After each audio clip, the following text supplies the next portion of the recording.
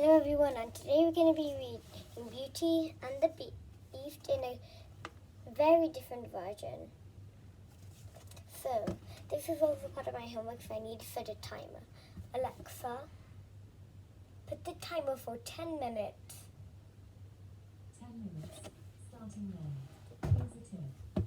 When you see the bell icon on the home screen, you can just say, "Read my notifications." So, for Marco and his wife and 3 daughters, life was good. He was respected merchants of fine silks, tapestries and spices from the east. They lived in a grand house in the city and were healthy, wealthy, and happy. But then one spring, Marco's wife died suddenly. Marco did his best to keep his daughters happy.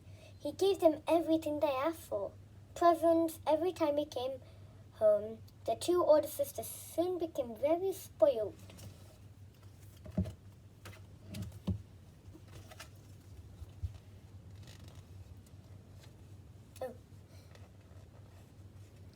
Only the youngest, Bella, remained loving and kind-hearted. She always hated it when her father went away to work. Whenever he wasn't there, her sisters were horrible to her. So Bella was overjoyed to look out of her window one morning and see him arriving home sooner than she had expected. "Presents!" cried her sister, and they all ran downstairs to greet him, but there were no presents. Marco floundered down in his chair and told them the dreadful news. "All lost," he said. "The ship carrying all my silks, tapestries, and spices has been taken by pirates. We have no money. I shall have to sell everything we own to pay my debts. There'll be no more servants or presents. Those days are over." "How can we live without servants?" the 2 older sisters. The 2 older sisters cried. "From now on," said their father, "we'll have to do everything for ourselves. We'll have to live in a cottage in the mountains and keep sheep and cows to grow all our food." "Mountain sheep, cows, how wonderful!" Bella cried. But the 2 sisters looked at her darkly and hated her all the more. My arm.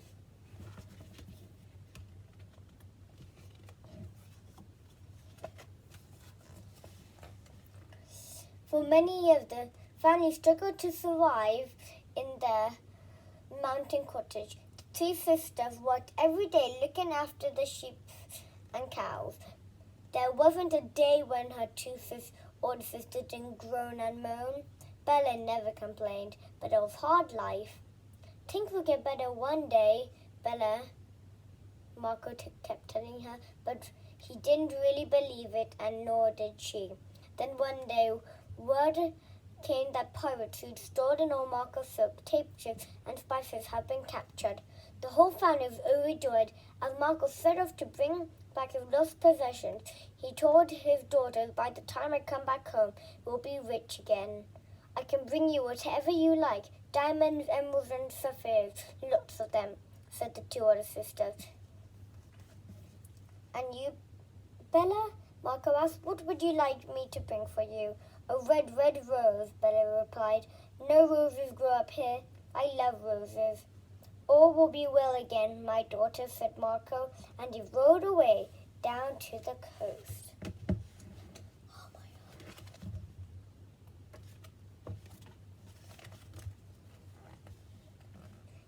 But all wasn't well. When Marco arrived at the port, he discovered that all the silks, tapestries, and spices had been spoiled by the seawater. Everything was ruined and worthless. In despair, he made his way back to the mountains, and on his way he found himself lost in a great dark forest.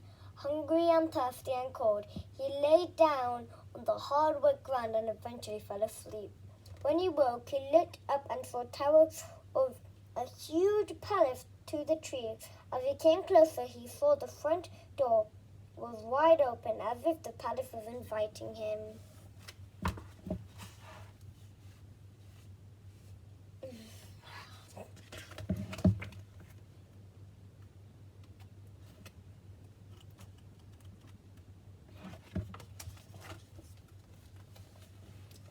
Inside, Marco found a huge log fire burning and a dining table laden with food and drink. There were roasted meat and salted fish, juicy plums and plump pears,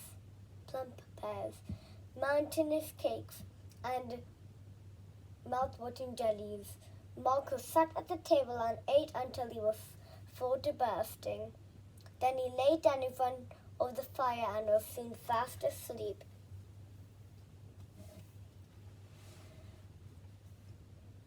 He woke to discover that the table had been laid for breakfast and helped himself to the food again. Feeling much stronger now, he set off for home. As he left the palace, Marco found himself in a beautiful rose garden with red roses growing all around. He picked 3 roses, so at least he'd return with something for each of his daughters.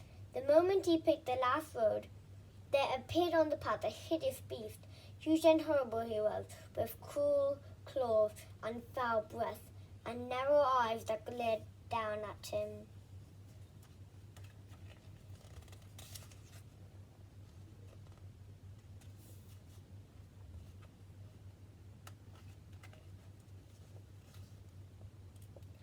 First you steal my food, snarled the beast, who had the voice of a wolf, and now you steal my roses. For this you'll die. Marco fell to his knees and begged for mercy. The food I took because I was starving, he cried, and the roses I picked for my daughters.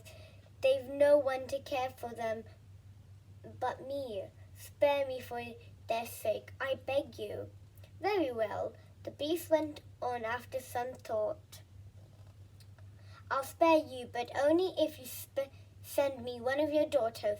You mustn't force her. She must come of her own free will. If none of them will come, then you must return to face whatever fate I've in store for you. Do you promise? Marco promised. He'd no choice if he wanted to live, but all the way home he regretted his decision.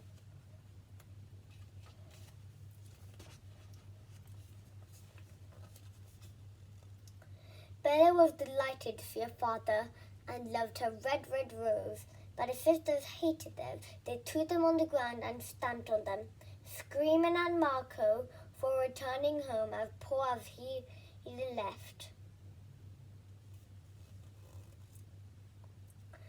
Bella found him later sitting on the mountainside, his head in his hands. They don't mean what they say, father, she said, trying to comfort him. They do, Marco replied, but it's not your sister's words that are troubling me. Then he told her everything that had happened to him and everything he promised the beast. I'll go, father, she said at once. I'll be kind to him, and he'll be kind to me because you kept your promise. Everyone's kind deep down. He won't hurt me. Why should he? Try as he might to persuade her not to go, Bella insisted. Her sister Volkov were only too pleased to be rid of her sister.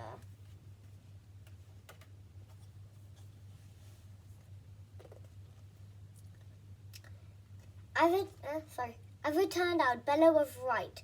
When she reached the palace that same evening, the beast couldn't have been more welcoming and kind. She didn't seem to mind one bit what he looked like, and the beast loved her at once for that. My palace is your palace, he told her, and I'll be your willing servant. All I ask in return is that each night you allow me to ask you one question. Every night, after long and happy days of talking and walking in the rose garden, the beast would ask her the same question. Dearest Bella, will you marry me? And every night she gave the same answer. Maybe, but can I think about it just a little longer?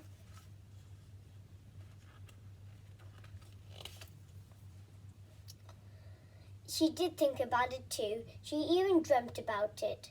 And in her dreams there was always a handsome prince who lived in a great palace. This prince kept asking her that very same question too, and she kept saying maybe. These dreams seemed so real that when Bella woke up, she was sure the prince must be somewhere in that palace. She started to imagine that the beast might be keeping the prince locked up in one of the towers. Of course, Bella hoped and believed he can never do such a thing, but she searched every room in the palace for the prince of her dreams, just to be sure. Alexa, stop. I know it's been 10 minutes, but I just want to finish this book for you guys. But he wasn't there. In time, the beast became such a dear and trusted friend to her that she told him all about her dream. She even confessed to him how she'd searched the palace.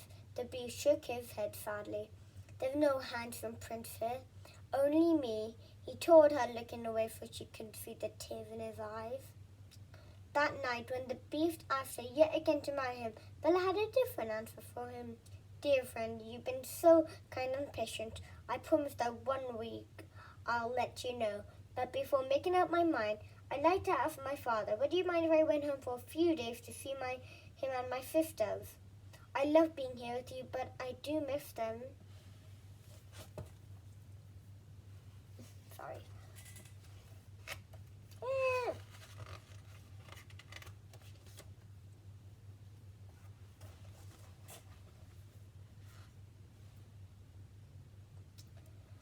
The beast didn't want her to go, but he loved her too much to keep her against her will. Go then, he told her, but keep your promise and be back in a week with your answer, or you'll break my heart. He gave Bella an enchanted mirror and a magic ring. Look into this mirror and you'll be able to see me and talk to me whenever you like. As for this ring, you'll only have to turn it 3 times around your finger and you'll be back here with me. The next morning, Bella left for the mountains. The beast watched her go with a heavy heart. Back at home, Bella told her father about all the wonderful life in the beast's palace, how the beast wanted to marry her, and how she promised she'd be back within a week to give him her answer. Marco told her she would go wherever her heart led her, back to the palace to be with the beast who loved her so much.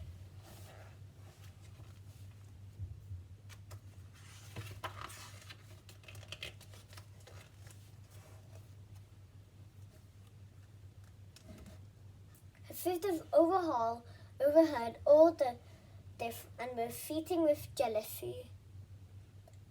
Why should Bella have all the comforts of life when they had to stay home looking after sheep and pigs?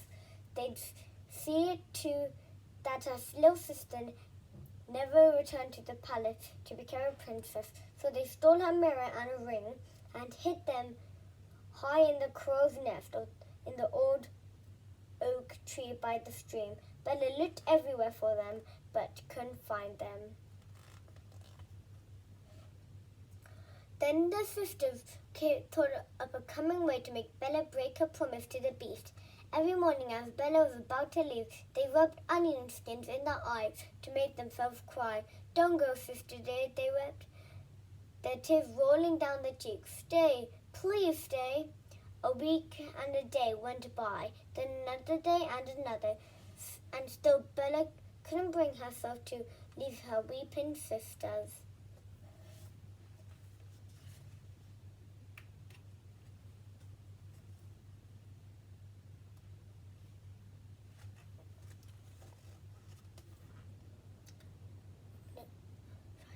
Every night, Bella dreamt again about a handsome prince. Only then she was telling him, yes, I'll marry you. But then one night she had a different dream altogether. She saw her sisters climbing the old oak tree by the stream. They were hiding away her mirror and her ring high up in a crow's nest. She ran down to the stream, climbed the tree, and found the mirror and the ring in the nest.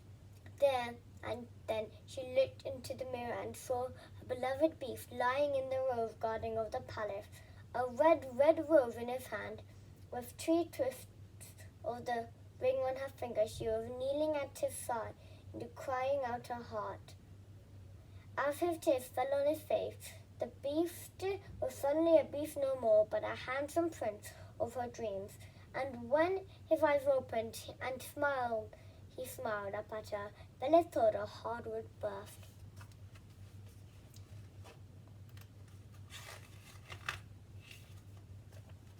Last page. They sat in the garden together, and Bella explained how horrible her sister had tricked her into not keeping her promise. The prince explained how he'd been stolen away by an evil fairy when he was a little boy because she wanted a child of her own. When he tried to run away from her, she turned him into a hideous beast who could only be made into human if was ever touched by the tears of true love.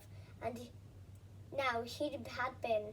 Bella and a handsome prince married soon after, and what a wedding it was. Everyone came from miles around. They sang and danced and feasted till the stars faded and the moon became the sun. Her father was there, of course, and her sisters too. Bella had long since forgiven them for wrong they'd done to us. The whole family came to live in the palace. As it turned out, the sister proved to be a wonderful auntie to Bella's 7 children, but they just reminded them of how horrible they'd been. If they ever needed onions to be cut up for soup and stew, Bella always made her sisters do it, and they wept buckets every time. The end. I hope you enjoyed me reading that to you, and I'll see you next time. Bye.